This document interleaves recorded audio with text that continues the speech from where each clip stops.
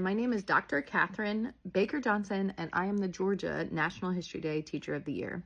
I've been involved with National History Day since 2022, and something I'm most passionate about is equity in the form of who can do collaborative long-term projects.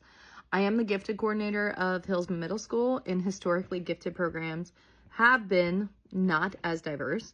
I am very passionate about getting all students involved in National History Day. I think that every student can be involved in a long-term, sustained, passion, hyper-focused, research-based project. And so one way that I really focus on equity in my classroom is to bring in local ancestors, local historians, and local forerunners of history.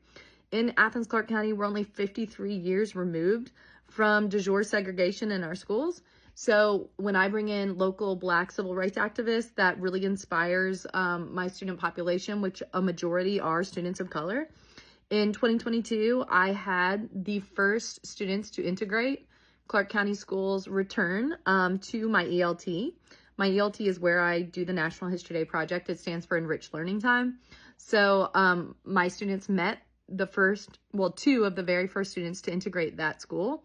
And when they came, they said, wow, some of these rooms look exactly the same. The locker room, for instance, was a place of a lot of trauma for Linda Davis and Marjorie Green.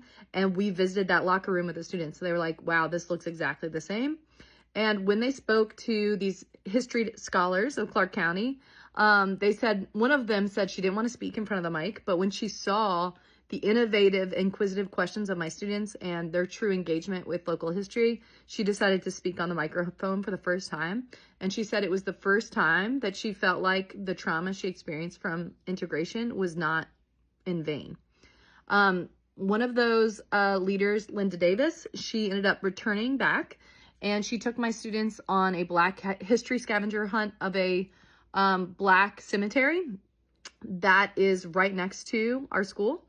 And some of my students, actually all of my students were charged to do like grave rubbings and to research some of the Black people that were buried there.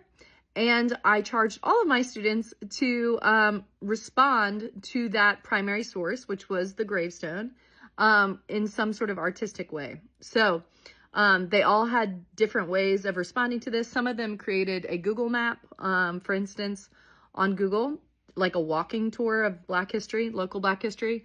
But one of my favorite artistic ways of responding to this Black history scavenger hunt is a lot of students chose to rap about